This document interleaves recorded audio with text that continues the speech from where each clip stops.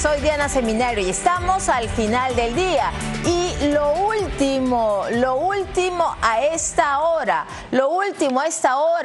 el Tribunal Constitucional declara fundada la demanda del expresidente Ollanta Humala. El Tribunal Constitucional declara fundada. Ahí tenemos, ha resuelto el Tribunal Constitucional declarar fundada la demanda al haberse acreditado la vulneración de los principios de legalidad y tipicidad conexos al derecho a la libertad de la persona. Segundo, declarar la nulidad de todo el proceso penal seguido contra don Ollanta Humala Tazo, conforme a lo expuesto, dice en los artículos, conforme a lo expuesto en los fundamentos 50 y 51 sufre. Ahí está.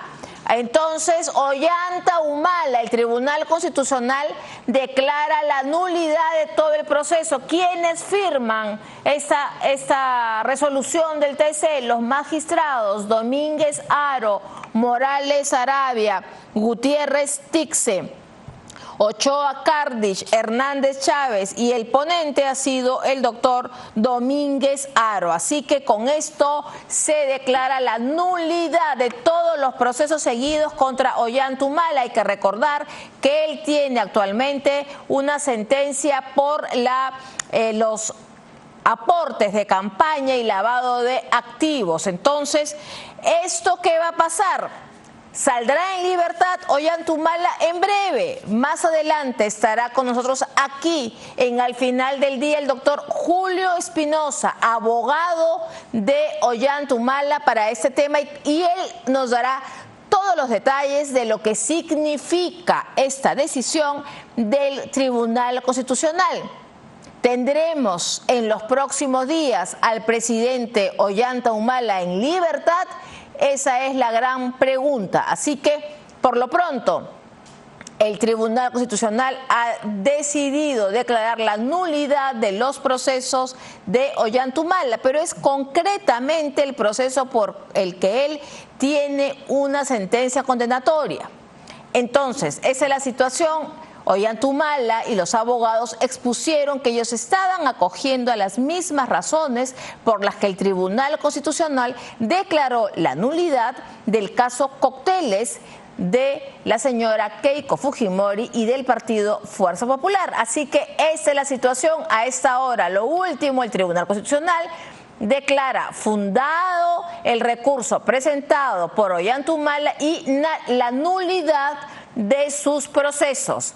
Entonces, si próximamente estará libre o no Ollanta Humala, nos lo dirá seguramente su abogado Julio Espinosa Goyene, que estará más adelante, pronto, aquí en Al Final del Día. Entonces hemos cumplido, como siempre, con darles la información de último momento aquí en Canal N respecto al presidente Ollanta Humala. Ahora, ¿qué ha pasado hoy día?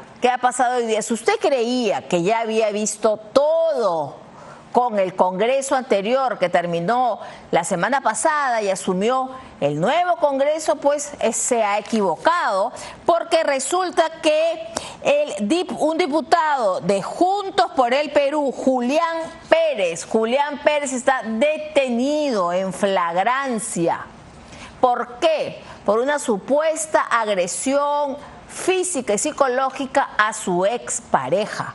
Entonces, el señor Julián Pérez, diputado de Juntos por el Perú, ha jurado el cargo el 26 de julio o el 25 de julio, ahí lo tenemos en pantalla, lo están trasladando. Es un diputado de Juntos por el Perú por Cusco y ha sido detenido en flagrancia por la denuncia de abuso físico, psicológico contra su expareja. Él quiso en San Miguel ingresar a la vivienda de la agraviada. Y bueno, llamaron al serenazgo, llamaron a la policía y la ley contra la violencia contra la mujer, la ley de la violencia contra la mujer exige que cuando se da la flagrancia tiene que pasar por todo este proceso de medicina legal, estar en la comisaría, etcétera. Entonces, la situación del diputado es la de un ciudadano común y corriente. Ojo, él no tiene inmunidad parlamentaria porque este es un delito común o es un presunto delito común que él habría cometido. No es un delito de función que por ser parlamentario un ciudadano lo denuncia por tal o cual motivo, no.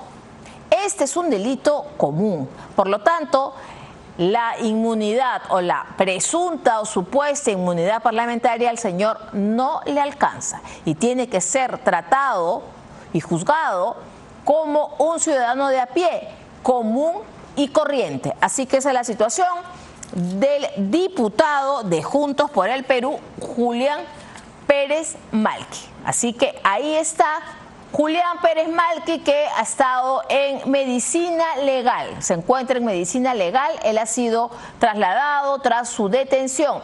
Así se estrena la bancada de Juntos por el Perú, con una persona detenida por presuntamente haber agredido a su expareja. Ahora, Julián Pérez Malqui tiene antecedentes. Ya desgraciadamente en el Cusco fue condenado por haber atropellado a una mujer y a su menor hija. Vamos ahora con lo último respecto a este caso. Vamos, lo último. Ahí lo tenemos. Hay un pronunciamiento de la bancada de Juntos por el Perú. Dice: la bancada de Juntos por el Perú ha tomado conocimiento de la intervención del diputado Julián Pérez Malqui, hecho que viene siendo materia de investigación por las autoridades competentes. Como bancada, reafirmamos nuestro rechazo absoluto a toda forma de violencia y nuestro compromiso con el respeto al debido proceso. En ese sentido, seguiremos de cerca el desarrollo de las investigaciones y en el ámbito de nuestras competencias evaluaremos la adopción de las medidas que correspondan conforme a los resultados de la investigación y a nuestras normas internas. Lima, 30 de julio del 2026. Bueno, Juntos por el Perú va a hacer una evaluación porque ellos creen en el debido proceso, lo cual está bien. Esa es la ley y la democracia nos hace pensar en el debido proceso, pero el señor diputado ha sido detenido en flagrancia. Y es que llamar la atención, y eso es un comentario personal, porque el domingo nada más, Juntos por el Perú decidió suspender a su militante Silvana Robles por supuestamente haberlos traicionado, porque ellos creen que Silvana Robles fue la que vició el voto y ahí sí hubo una decisión sumaria. Pero con el diputado, no. Ahí dicen que ahí sí vale el debido proceso. Ahí sí evaluarán. Claro, rechazan la violencia contra la mujer, como debe ser. Pero a la hora de las sanciones no tienen la misma severidad que tuvieron con Silvana Robles, ¿o me equivoco? Entonces, los señores de Juntos por el Perú, pónganse de acuerdo, son severos para una cosa, pero sí creen en el debido proceso cuando se trata de un diputado de sus filas y que ha sido detenido en flagrancia porque su expareja lo ha denunciado. Entonces, ahora nos vamos en vivo con Carla Ciese a San Miguel. Adelante, Carla. ¿Qué tal, Diana? ¿Cómo estás? ¿Cómo estás, Diana? Muy buenas noches. Un saludo también para nuestros televidentes. A esta hora 10:10 de la noche, señalarte que en este momento el diputado de Juntos por el Perú, Julián Pérez Malqui, permanece aquí en esta dependencia policial, aquí en la comisaría de San Miguel. Pero hay que recapitular, Diana. Después de que en horas de la mañana, en flagrancia, se le detuviera luego de que una mujer lo acusara presuntamente de haberla agredido, él fue derivado aquí inmediatamente aquí a la comisaría de San Miguel, el diputado. Luego, a las 6:14 de la tarde, fue derivado a medicina legal. Ya sabemos que ahí los médicos lo que hacen es, pues, más que todo revisarle en su cuerpo si tiene algún tipo de lesión. Inmediatamente, pocos minutos en realidad estuvo ahí en medicina legal en el distrito de La Victoria y a las 7:31 de la noche se le deriva de medicina legal hacia la sede de la Dirincri. Posteriormente habrá estado ahí alrededor de 1 hora, nuevamente fue derivado aquí a la comisaría de San Miguel. Hay que indicar también que tanto el diputado como la presunta agraviada, ambos salieron de la sede de la DIRINCRI. Primero el diputado con bastante resguardo policial, incluso también estaba su personal del diputado, su personal de seguridad del Congreso de la República, también estuvo junto a la Policía Nacional en el momento en que se hacían estas diligencias y que se le trasladaba al parlamentario. En este momento él ya permanece aquí, aparentemente pasaría la noche aquí. Hay que recordar que estamos hablando, si es un delito de fragancia, estamos hablando de 48 horas, ¿no?, de detención.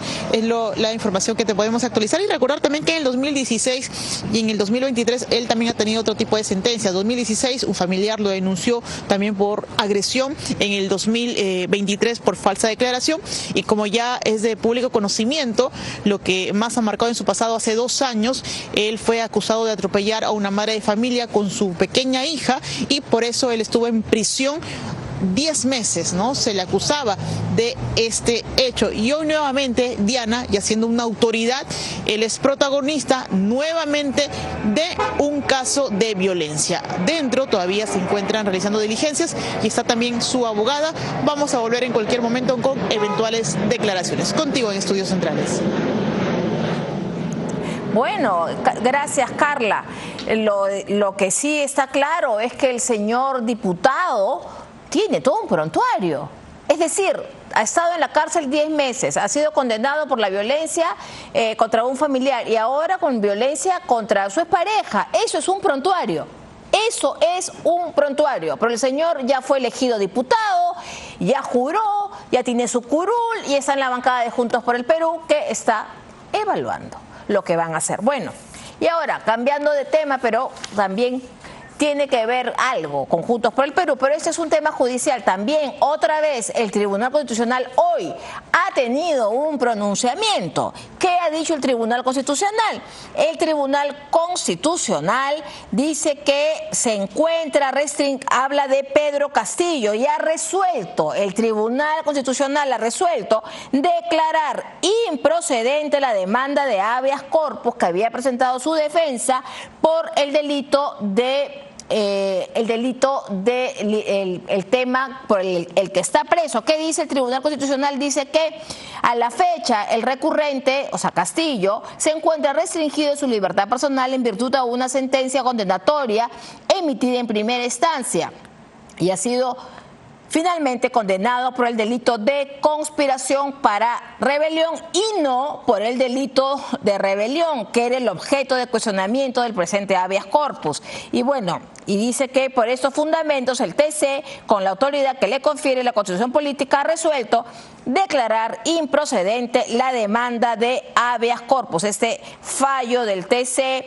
lo hemos conocido hoy. Y para hablar justamente de este tema y de otros temas que competen a la justicia peruana, ya se encuentra con nosotros el ex ministro de Justicia, Luis Jiménez Borra, a quien le doy la bienvenida y le agradezco por su presencia en Al Final del Día. Buenas noches, doctor. Bienvenido. Muy buenas noches, Diana, y agradecido la invitación. Bueno, yo quiero empezar con esto que acabo de leer, ¿no? Que el TC ha declarado o ha resuelto improcedente una demanda de habeas corpus para favorecer a Pedro Castillo. Este documento, de algún modo, abona a la decisión de negarle el indulto al señor expresidente Pedro Castillo. El indulto está relacionado a un pedido de libertad pese a una sentencia, ¿no? Entonces son cosas separadas. Esto es un tema que lo ve el Poder Judicial, que cuestiona la detención. En este caso, el indulto lo que cuestionaba o lo que pedía, en teoría, es un perdón. Perdón que en realidad nunca se pidió como tal, simplemente se presentaron solicitudes que se pedía la liberación del interno en base a temas de plazos que supuestamente habrían vencido, pero que estaban mal contabilizados, ¿no? Entonces es algo distinto, es algo independiente, pero claro, el efecto hubiese sido también buscar la liberación de... Claro, es independiente, pero apunta al mismo sentido de no darle una libertad o beneficio alguno a Pedro Castillo. Ese es al final el objetivo final. Ahora, yo le digo, porque cuando las pocas veces que usted, estando en el cargo, se ha referido a este tema, lo vimos declarar una vez. Creo que se habrá referido 2 veces al tema, pero una vez saliendo del Palacio de Gobierno, usted dice que cualquier indulto o gracia se iba a dar en los términos legales. Era claro que no habían las condiciones jurídicas para esto. Y usted siempre en ese sentido fue claro. ¿Usted sintió alguna presión política desde el Ejecutivo para una liberación?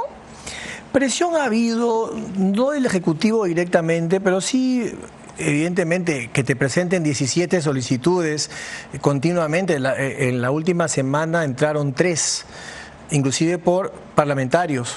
Entonces, eso es una presión política sin ninguna duda, a la cual la Comisión de Gracias no se dio como tal. Ellos han evaluado en base a la normativa. Eran solicitudes que por el simple hecho que no las haya firmado el interno ya estaban invalidadas y fueron declaradas inadmisibles, ¿no? Solamente 3 fueron firmadas por el interno Castillo, 2 de las que presentó fueron declaradas improcedentes porque no había juntado toda la documentación. Se le dio un plazo de 20 días para que subsane, no lo hizo y finalmente presentó una tercera solicitud que fue la que se resolvió la semana pasada, el viernes último, donde ya con argumentos de fondo se explica por qué no procede en ningún caso su indulto o su gracia. En este caso fue una gracia. Primero porque tiene una sentencia que está en apelación, con lo cual el indulto común se cae.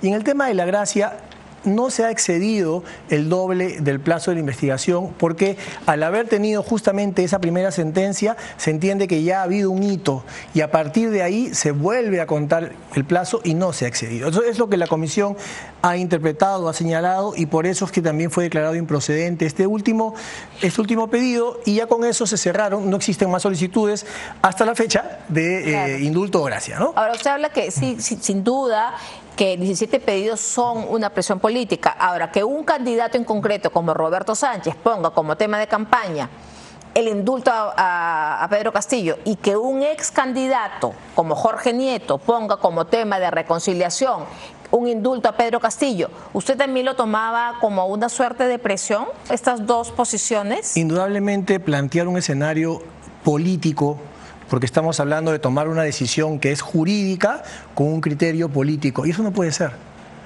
Yo, con el argumento de una reconciliación, que yo la verdad le pondría con signos de interrogación, yo no puedo pasar por alto a las normas, ni puedo pasar por alto hechos que han afectado inclusive, ha puesto en peligro el orden constitucional. Entonces, y este es un tema de fondo, ¿no? Yo, ahora que ya no soy ministro, lo puedo decir. Pero efectivamente, como muy bien lo ha señalado, yo he evitado politizar el tema con mis declaraciones. Porque si yo hubiera opinado, hubiera adelantado mi parecer, probablemente hubieran dicho que yo tengo una posición. Y yo he dejado en total autonomía a la Comisión de Gracias para que ellos analicen jurídicamente cada una de las solicitudes. Mi parte era ya, si es que hubiese habido una intención de dar el indulto, yo, en las condiciones en las que están, no lo hubiese refrendado. O sea, usted hubiera renunciado. ¿Es cierto que se dijo que usted tenía su renuncia lista? Sí. Sí. Sí. O sea, sí había redactado su carta de renuncia. Sí. ¿Le faltaba la fecha? Faltaba la firma y la fecha, pero sí la tenía, porque en estos casos todos los ministros sabemos que en cualquier momento nos podemos ir. Pero más aún en mi caso, dada la situación en la que me encontraba, yo sí tenía todo listo en el caso que hubiese una situación que obligara a que yo me tenga que apartar. Cosa que no ocurrió. Yo dialogué con el presidente por lo menos en 2 o 3 ocasiones sobre este tema, explicándole las cuestiones de fondo, y yo creo que él, inclusive el último día de su mandato, también señala que el indulto no era procedente. Entonces, al final sintonizamos en eso, tanto él y yo, y bueno, hemos tenido una coincidencia. El último día. Bueno, pero más vale tarde que nunca, ¿no? Y al final yo me quedo tranquilo porque creo que de alguna manera el trabajo que se hizo ya queda sin ningún cuestionamiento dentro del Poder Ejecutivo. Qué bueno que usted haya mencionado al presidente José María Balcázar, porque cuando se dio esta opinión del grupo de detenciones arbitrarias de la ONU, que era una simple opinión no vinculante, el presidente José María Balcázar dijo que ahora todo había cambiado, intentando un poco, aparentemente era una confusión, pero dijo que ojalá que el ministro de Justicia, que es el asesor jurídico, esté a la altura. Usted ha escuchado esa declaración y acá la comentamos ampliamente, ¿no? ¿Sintió una suerte de provocación que le diga a su jefe, el presidente de la República, que ojalá usted esté a la altura? Yo creo que las cosas hay que tomarlas también de acuerdo a la temperatura del momento.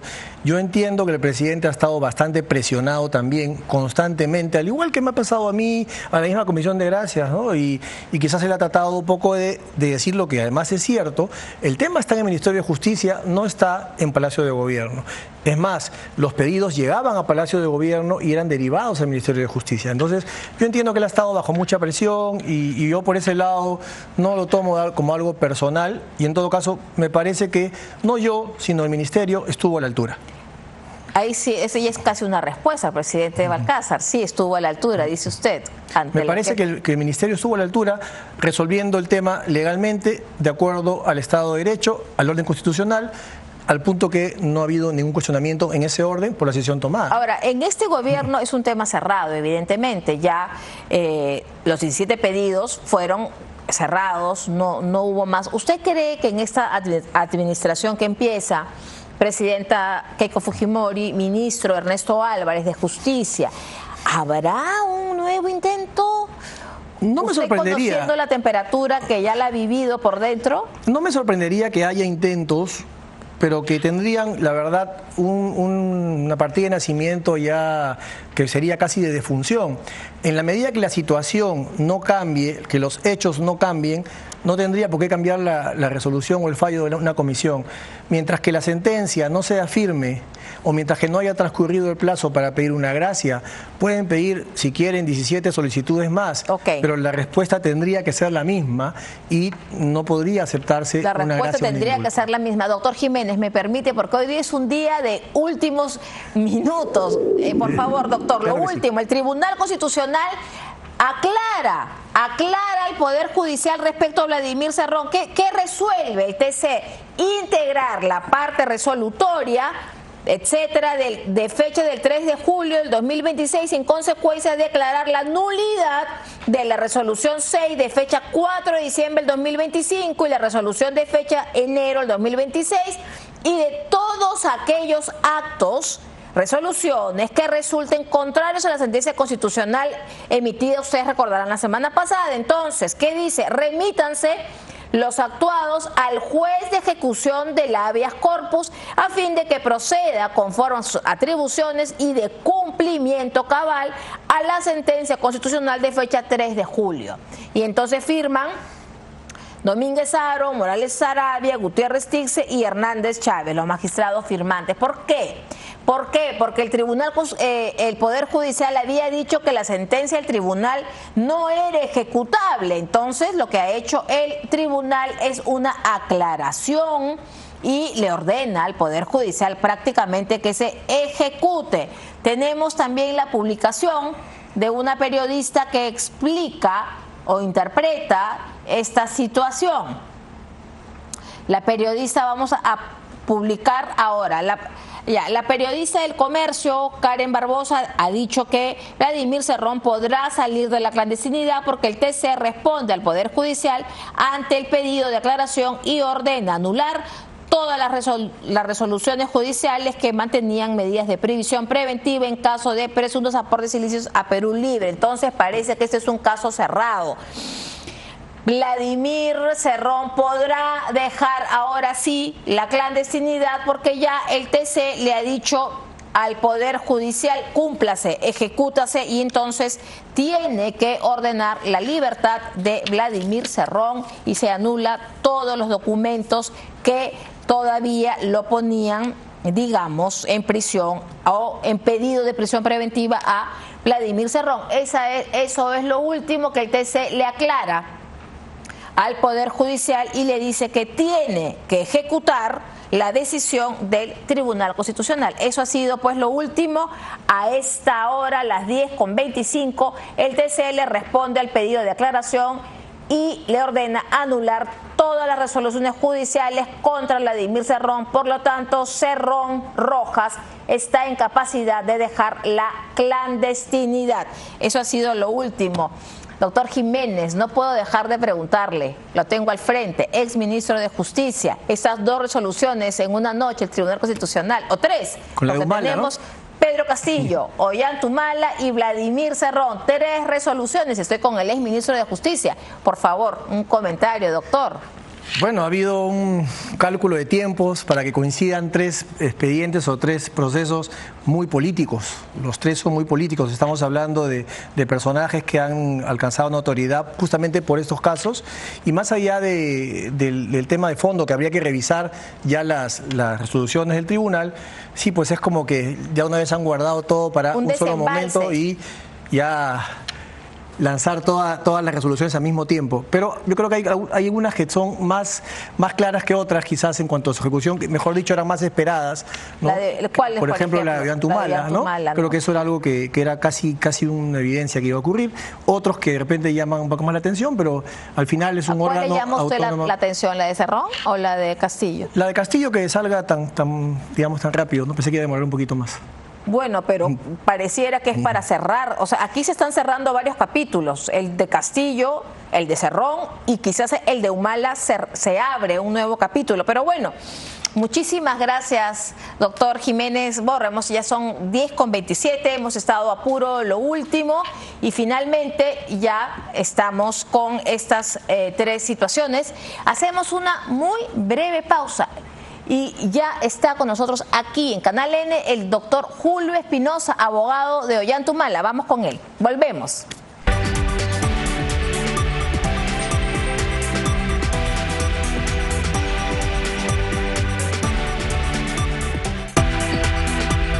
Haz crecer tu dinero con Caja Piura. Hablemos menos, hagamos más. Con los precios bajos de Plaza Vea, ahorro en todo. Colchón Paraíso de 2 plazas Pocket Max Black a 629 soles. Colchón Paraíso Edén de 2 plazas a 389 soles y con tarjeta SIP a 369 soles. Encuentra esto y más en Plaza Vea, plazavea.com.p y desde tu celular en Agora Shop.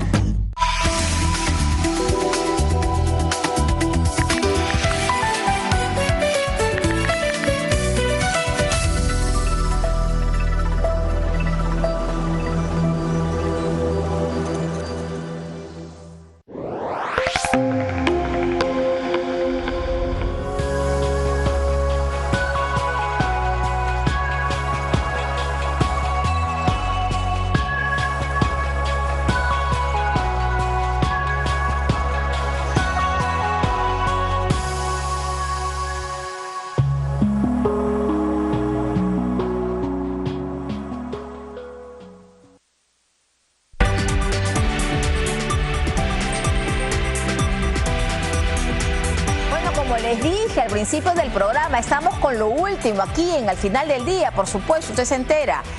El Tribunal Constitucional ha declarado o anulado todos los procesos de Ollantumala respecto a la condena vigente del aporte de campaña y lavado de activos. Y está aquí con nosotros en Al Final del Día su abogado en este caso concreto, el doctor Julio Espinosa. Buenas noches, doctor, bienvenido. Diana, ¿qué tal? Encantado.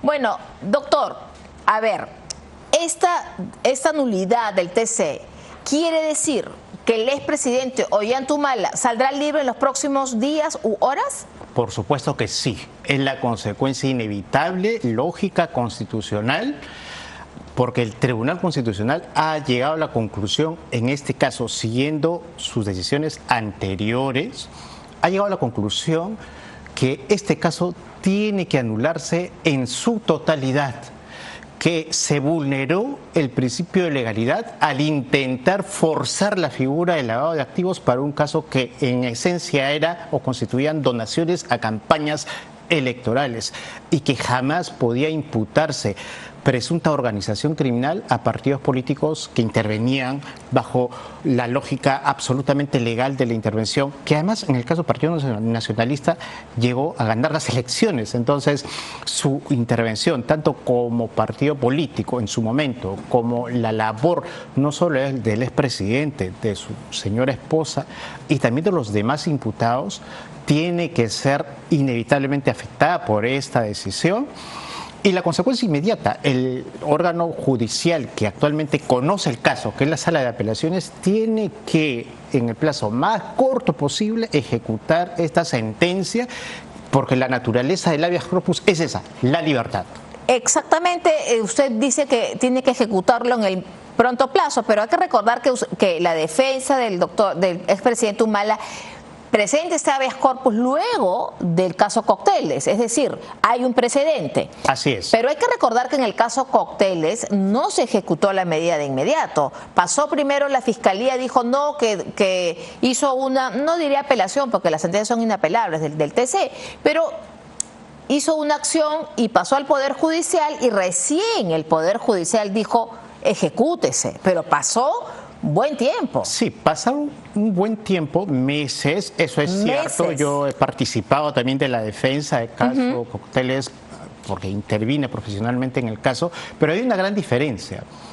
Es en el caso del Partido Nacionalista donde tenemos a un ciudadano que está privado de su libertad por este caso, por esta imputación, cosa que no sucedió ni en el caso de Cocteles al momento en que el TC dicta su sentencia, tampoco sucedió en el caso Susana de la Puente, donde en diciembre... ¿Susana de la Puente o Susana Villarán? Susana de la Puente, vice del Partido Peruanos por el Cambio, que en diciembre del año pasado mereció también una decisión similar de la Corte Suprema, tampoco sucedió inmediatamente. O sea, usted dice que ellos no estuvieron presos. Keiko Fujimori estuvo 3 veces en prisión. Estuvo, sí, como prisión preventiva en el año 2018, 19 hasta el 21. ¿no? Sin embargo, al momento en que se dicta la sentencia del Tribunal Constitucional el año pasado, en octubre, ya nadie, ni siquiera la actual presidenta, tenía condición de encarcelamiento o prisión preventiva, menos aún una pena ejecutándose. La situación es distinta en el caso del presidente porque su sentencia dictada hace más de un año es por este caso y hoy el Tribunal Constitucional dice consecuentemente, coherentemente, que no constituye delito. Ya, entonces, en el escenario es que por este caso concreto que tiene condena, el expresidente Humala va a salir en libertad. Es la consecuencia se anula. Esa es la consecuencia inmediata. ¿Qué pasa con los demás casos? El caso Gasoducto Sur y los otros casos que el expresidente Humala viene siendo procesado. Existen otras imputaciones que no se encuentran en la misma etapa que este caso, que ya tenía una indebida, equivocada y errónea sentencia. Pero sentencia en primera instancia. De primera instancia.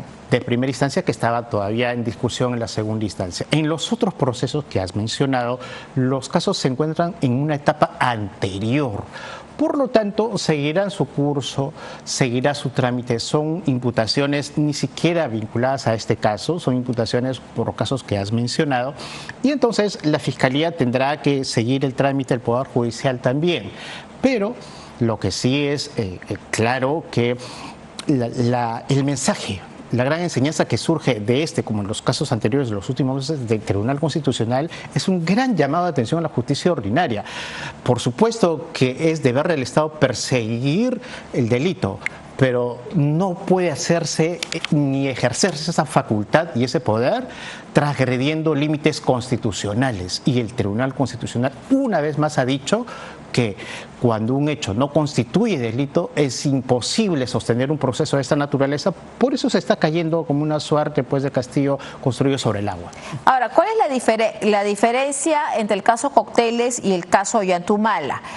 La diferencia es que, le pregunto, ¿no? La señora Keiko Fujimori nunca, cuando se da este caso, había logrado llegar al Ejecutivo. El presidente Ollantumala, luego de estas supuestas donaciones, sí llega a la presidencia y la empresa que supuestamente lo había beneficiado con las donaciones logra tener importantes contratos con el Estado. Entonces, ahí podría marcarse una diferencia. ¿Eso no hace un caso distinto? no lo hace que el Tribunal Constitucional aplique exactamente las mismas reglas. ¿Por qué? Porque primero que el expresidente y la señora Heredia jamás han reconocido y se ha aceptado haber recibido esa suma dineraria. Pero independientemente de ese hecho, lo central es que el Tribunal Constitucional dice, se analiza una imputación por supuesto lavado de activos en campaña electoral en la fecha que eso sucede. Y en ambos casos, como en todos los otros similares, pero por el cambio, incluyendo el caso de la señora Susana de la Puente, incluyendo el caso de la doctora Lourdes Flores, a quien también se le ha archivado un caso similar hace poco, se concluye que los casos tienen que ser analizados en la fecha en que se cometieron. El expresidente Humala ha sido imputado por un hecho durante la campaña, y lo que el Tribunal Constitucional dice, la campaña electoral del 2011 concluyó en junio del 2011, y el lavado de activos por receptación recién inclusive se regula a partir de noviembre del 2011. Por lo tanto, era imposible que se extendiera, haciendo un esfuerzo de extensión de la normatividad penal, un hecho de esta naturaleza al delito de lavado de activos. Una conclusión que es absolutamente coherente con lo que hemos venido sosteniendo nosotros, además desde un inicio de este caso. La justicia ordinaria no tuvo la decisión de archivar este caso, pues finalmente ha concluido como tenía que ser, con una decisión absolutamente constitucional. ¿Qué pasa con la situación de la señora Nadine Heredia, que se encuentra asilada en Brasil? Porque ella también ha sido condenada por el mismo caso, pero ella logra un asilo. Pero el caso del TC es con nombre y apellido Ollantumala, o también la incluye la señora Nadine Heredia. ¿Cuál es la situación judicial de Nadine Heredia tras este fallo? Consecuentemente y consiguientemente tiene que extenderse los efectos de este fallo no solo a la señora Heredia, sino a todos los demás imputados que están aún procesados por este caso, por la sencilla razón de que no se archiva el caso por una cuestión muy personal, privada, que se apellida Humala Tasso, sino por la esencia, la estructura de la imputación, que es aportes a campaña o donaciones electorales, no son delito. Y esa razón es transversal a todos. Por lo tanto, en ejecución de la sentencia tendrá que extenderse, porque a igual razón, igual derecho para todos los inculpados. Bueno, muchísimas gracias, doctor Espinosa, y estaremos conversando seguramente cuando obtenga la libertad ya el señor expresidente Ollantumala, y a través suyo le extiendo la invitación al señor Ollantumala Tasso para que nos pueda acompañar aquí en Al Final del Día. Muchísimas gracias, doctor. Bueno. Hacemos una muy breve pausa y volvemos con la senadora del Partido del Buen Gobierno, Susana Matute. Volvemos con eso.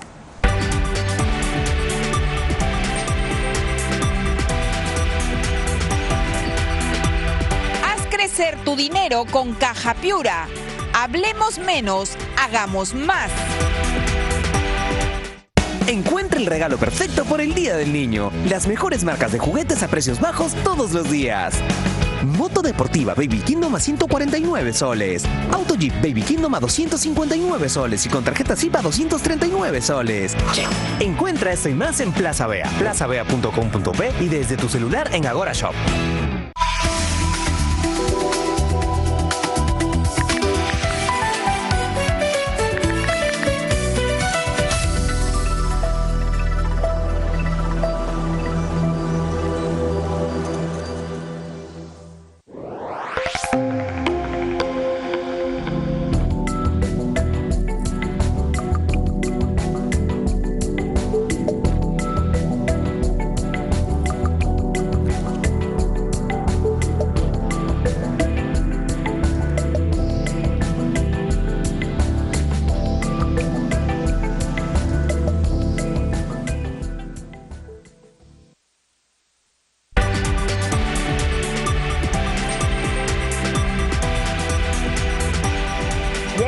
Con la senadora del Partido del Buen Gobierno, la señora Susana Matute. Buenas noches y bienvenida. Mucho gusto, Diana. Gracias por la invitación a tu programa. Bueno, quería empezar, desgraciadamente, por el tema con el que iniciamos también, y es, desgraciadamente, esta situación del diputado de Juntos por el Perú, el señor Julián Pérez. Ya Juntos por el Perú ha sacado un comunicado que están evaluando, pero usted como senadora, miembro de este Parlamento, ¿cuál es su primera reacción o pensamiento ante esta situación? Bueno, creo en principio que todos los partidos, efectivamente, pero en general toda la ciudadanía debe cuidar efectivamente la relación que tiene con las mujeres en general, pero también cuidar que no se sucedan actos y hechos de violencia de esta naturaleza. Mucho menos viniendo de un representante efectivamente dentro del Congreso. Sobre todo porque estamos en un proceso de cambio, recién estamos comenzando una nueva gestión y en ese contexto los senadores y diputados debemos ser absolutamente respetuosos tanto del marco legal en general como de la relación entre hombres y mujeres y particularmente de poblaciones vulnerables, ahora, como es en este caso. Yo decía al inicio, cuando la reportera, nuestra colega, nos hacía, Carla Cisa estaba en el lugar de los hechos y nos hacía, digamos, el contexto de los antecedentes y el señor tiene antecedentes, este es el tercer caso, ha estado preso 10 meses, ha agredido a otro familiar y ahora esto. ¿Cómo están los filtros de los partidos, senadora? Mira, regularmente las personas suelen ocultar temas como estos, ¿no?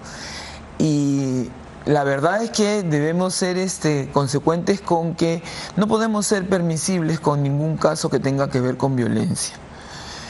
Venga de donde venga y tome la forma que tome, porque no solo la violencia puede ser física, también hay formas de violencia económica, violencia social, psicológica, y todas ellas vulneran a las mujeres efectivamente y a las familias en general en su atención. Entonces sí creo que va a tomar trabajo, toma mucho trabajo. Las personas regularmente suelen guardar mucha reserva respecto de eso y no siempre resulta fácil identificarlos. Este es el caso, ¿no? Bueno, ahora el Congreso ahí tiene que trabajar. Ahora, hay otro tema que el Congreso tiene por delante, que es que el día domingo que viene ya el gabinete estaría por aprobar una serie de decretos que van a ir al Congreso como un pedido o van a aprobar un pedido de delegación de facultades que incluye temas de seguridad, temas de manejo de penales, temas también económicos. ¿Cómo viene conversando sobre el tema el Partido del Buen Gobierno? Mira, una cosa que es importante primero decir es que para nosotros la función del Congreso es efectivamente mantener el equilibrio de los poderes. Y entonces el desempeño, por lo tanto, dentro del mismo, tiene que ver con hacer el ejercicio de oposición, pero de una oposición responsable, no de una obstruccionista, sino de una que, por el contrario, mire de manera crítica. Esa no es la primera vez que lo enuncio, ¿no? Sino hay que mirar críticamente cada una de las propuestas y en función de eso ir estableciendo los criterios, pero además también las cuestiones que creemos que son pertinentes, trabajar con relación a una solicitud de delegación de facultades para legislar. O sea, una primera cosa, y perdóname que te interrumpa para ser un poco enfática, es que para este proceso hay un artículo 104 de la Constitución misma que nos dice y nos indica con precisión qué es lo que tenemos que tomar en cuenta para delegar estas facultades, ¿no? Y sí es importante que en un espacio donde el Ejecutivo está trabajando para enfrentar una serie de dificultades, tiene que tomar en cuenta las brechas con que va a enfrentar, que va a solucionar, que va a resolver. Entonces sí se demanda que las propuestas tengan una cuestión consistente, que sean claros, que sean específicos, que sean precisos, que estén determinados y definidos en el tiempo. No es una delegación de facultades de manera abierta, de manera de pronto imprecisa y por todo el tiempo o hasta que se considere pertinente. Es necesario que sea muy concreto y además bien definidos. Sobre los temas propuestos, estamos, como vuelvo y repito, esperando que venga el requerimiento formal recién. Claro, recién vamos a saber con precisión de qué se trata, y en todo caso sí, lo que ha venido circulando, yo he tenido hasta 2 versiones diferentes, ¿no? de propuestas de delegación de facultades, que venga de manera, como te digo, cumpliendo con estos requisitos, digamos. La propuesta oficial venga cumpliendo con estos requisitos, pero que además tenga un contraste con lo que técnicamente se requiere respecto a la formulación de brechas. Si me vas a pedir esta facultad, ¿qué cosa vamos a cambiar? ¿Cuánto vamos a avanzar? ¿En cuánto tiempo en la propuesta? Acotado y preciso. Sí, es un requerimiento. Para que sea mesurable necesitamos que sea acotado y preciso. Ahora, si eso se da, la bancada del Buen Gobierno estaría dispuesta a aprobar esta... En aquellas cosas que sí, porque hay algunas cosas que necesitamos que sean mejor trabajadas, ¿saben? De lo que hemos visto en principio es informal. Pero esperamos que cuando venga el documento formal realmente venga con mucha precisión y con mucha exigencia. Ya no estamos en un plano de decir esto va porque es político, no. Aquí sí ya tenemos que tener una lectura técnica y política de la propuesta, ¿no? Le pregunto porque si la alianza que se hizo con Juntos por el Perú y con Obras trasciende la mesa directiva o fue solo para la mesa directiva y ahora ya cada quien va por su lado. ¿Por qué se lo pregunto? Porque en Juntos por el Perú el senador Jaime Quito dice que de plano lo niega la delegación de facultades, y el diputado Ernesto Zunini dice que están dispuestos a evaluar, sobre todo en el tema del fenómeno del niño, que dice él pueden haber decretos de urgencia. ¿Esa alianza continúa? ¿Ustedes están de acuerdo con Juntos por el Perú? Bueno, también fuimos claros cuando nos preguntaron sobre el tema de la alianza y cuando la definimos, es que había un punto fijo para el tema de las mesas directivas. Ahora, como bien habrás podido observar, dentro de la propia bancada de Juntos por el Perú hay una diversidad de criterios. Nosotros más bien estamos unánimes respecto a que necesitamos sí una evaluación técnica, crítica y precisa de lo que demande efectivamente el Ejecutivo para tomar una decisión. Después de eso, al interior de la bancada. Y después de eso, si hay un diálogo con las otras bancadas, será sobre esos puntos comunes en los que podamos consensuar. Si no, cada bancada sigue siendo autónoma, está claro que en Juntos por el Perú hay diferencias, ¿no?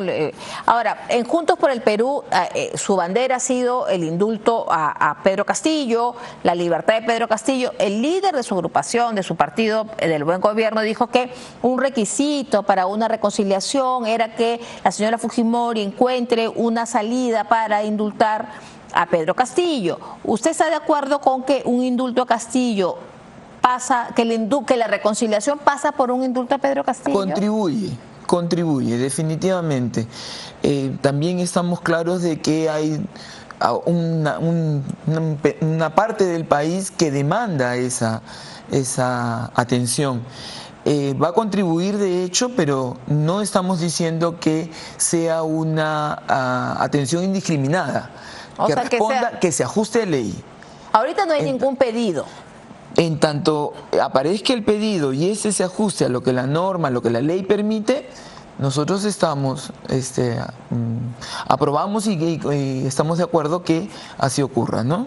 Ahora, no me ha respondido. ¿Sigue la alianza con Juntos por el Perú o solo fue por la mesa directiva? Por eso digo, es un punto fijo. Ya, pero ahora ya cada quien por su lado. Cada quien sí, nos sentaremos a dialogar en tanto y en cuanto encontremos puntos comunes. Y con las bancadas del frente, con Renovación Popular, con Fuerza Popular, están conversando. En esos mismos términos. O sea, ustedes no descartan a nadie, ustedes conversan con todos. No, porque además necesitamos escucharnos.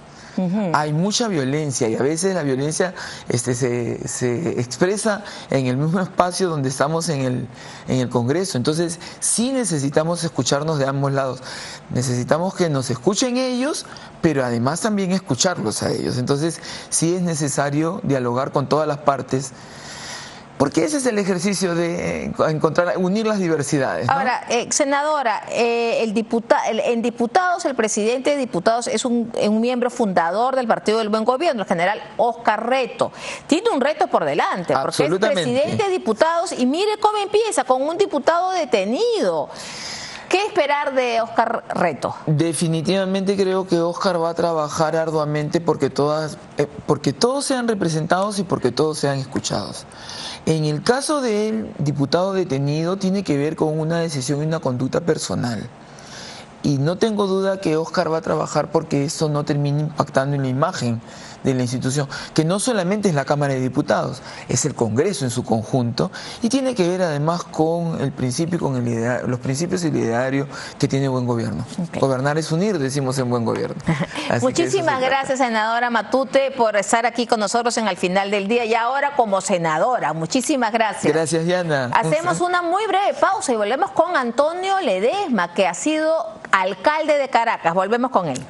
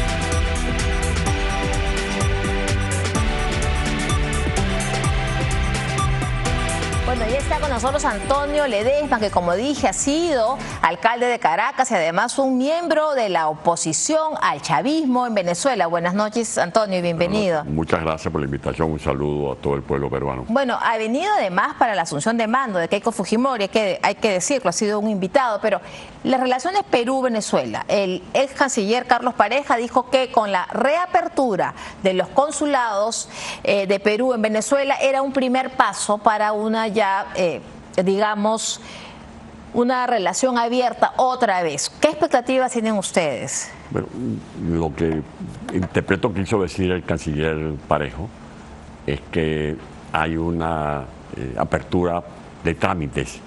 Trámites consulares. Sí, pero la relación es de democracia a democracia. En Venezuela están conculcados los derechos políticos, los derechos humanos. En Venezuela no hay libertad de expresión plena.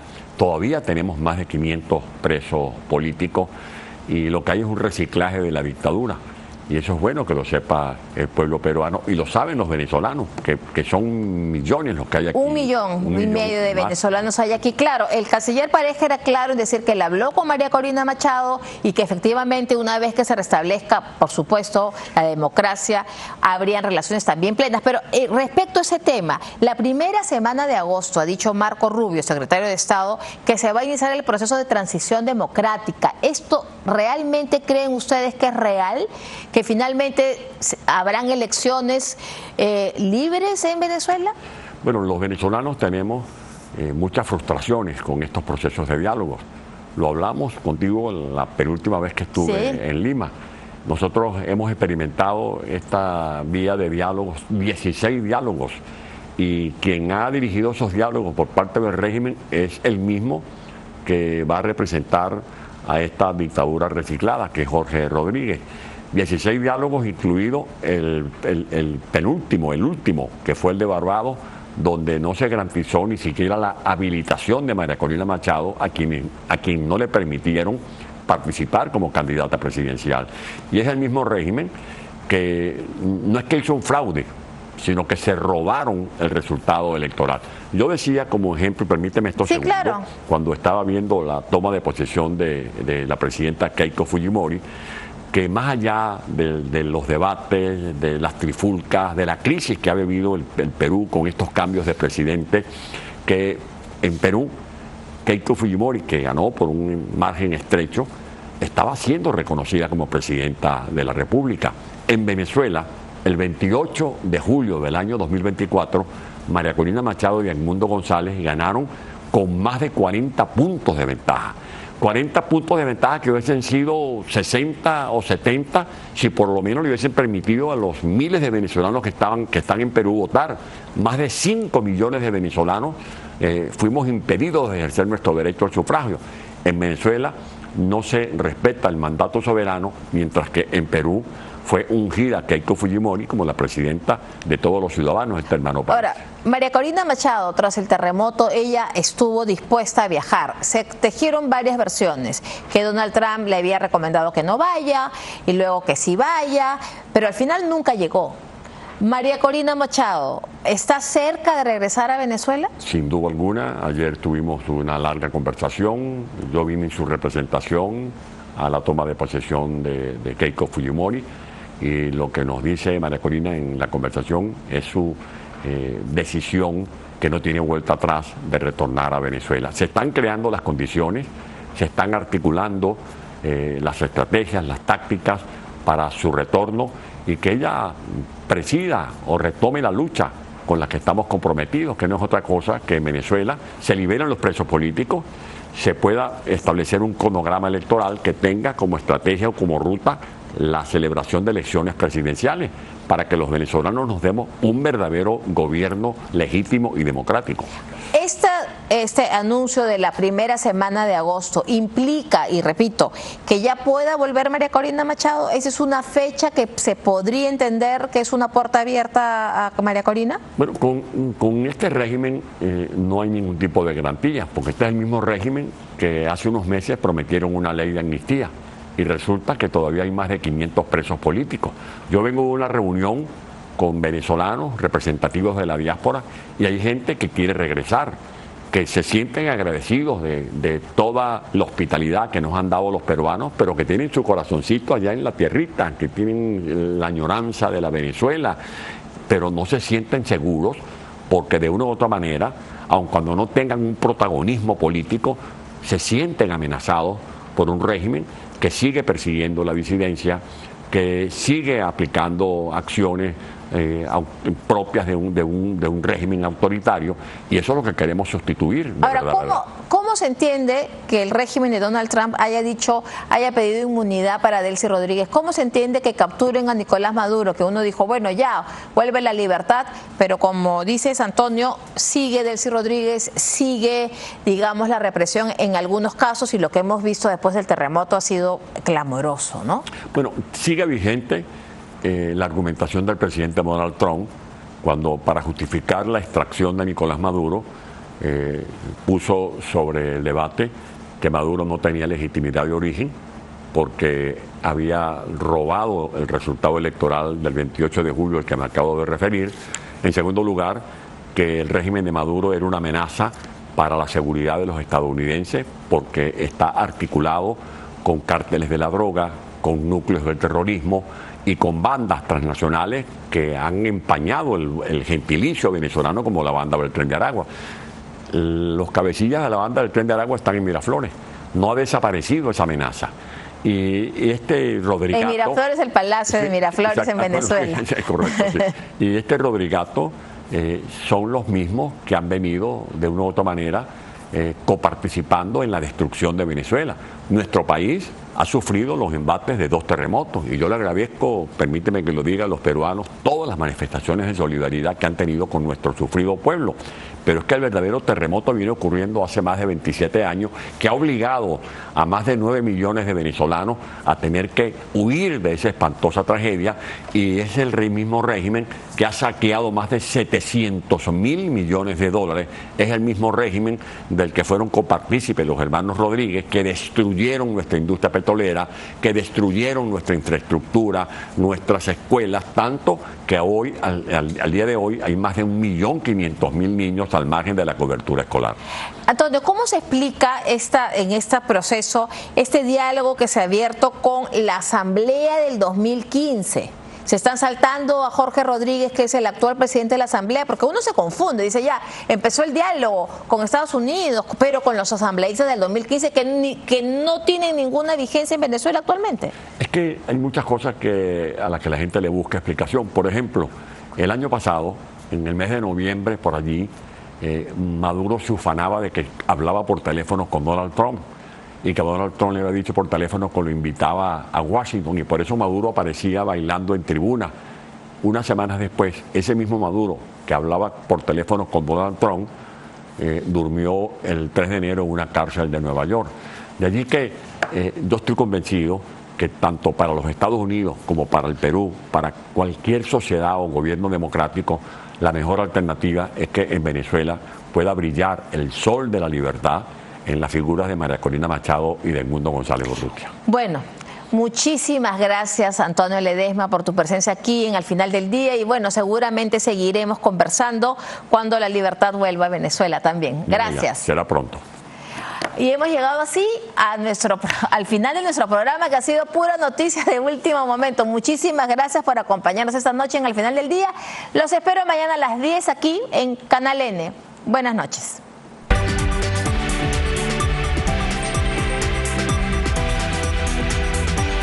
Lamentablemente todavía, y es inaudito, el Perú no se ha recuperado respecto al flujo de turismo que había antes del COVID.